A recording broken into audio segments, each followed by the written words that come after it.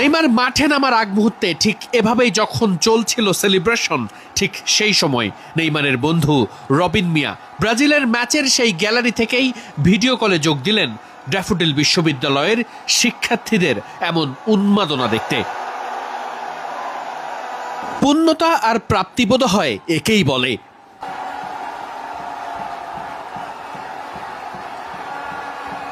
এখন যে সেলিব্রেশনটা দেখছেন এটা কিন্তু কোনো গোলের জন্য ছিল না। নেইমার মাঠে নেমেছেন, এতটুকুতেই সবার এতটা আনন্দ।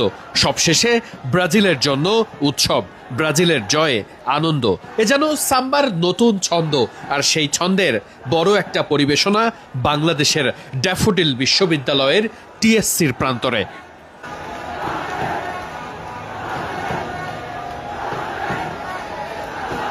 ফুটবলের উন্মাদনায় ড্যাফোডিল বিশ্ববিদ্যালয়ের শিক্ষার্থীদের উচ্ছ্বাস আর এমন সেলিব্রেশন মনে রাখার মতো।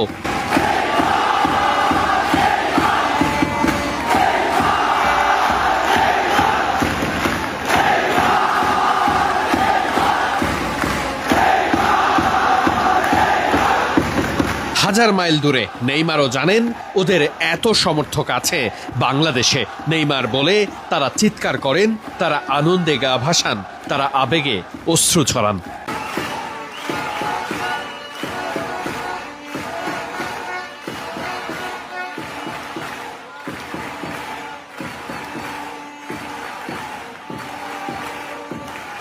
জায়ান্ট স্ক্রিনের সামনে যতটা সুন্দর আয়োজন, যেভাবে দর্শকরা মজা করছিলেন, তাতে যেন মনে হচ্ছিল মায়ামির ফ্লোরিডায় ব্রাজিল যে দর্শকদের সামনে খেলেছে তার থেকে যেন হাজার গুণ সুন্দর আর দারুণ সমর্থন বাংলাদেশের নেইমার ভক্তরা করেছে।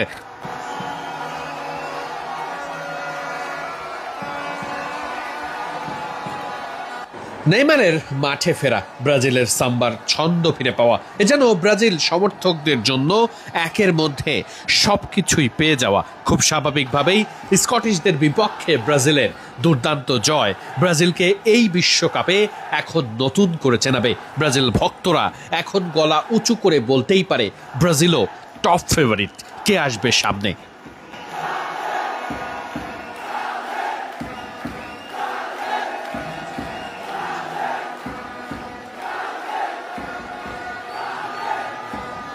এত সুন্দর একটা ভাইব তৈরির জন্য ড্যাফোডিলের শিক্ষার্থীদের তো কুর্নিশ জানাতেই হয়। বিশ্বকাপের আনন্দ যেন আরও কয়েক গুণ বাড়িয়ে দিয়েছে এই বিশ্ববিদ্যালয়টি।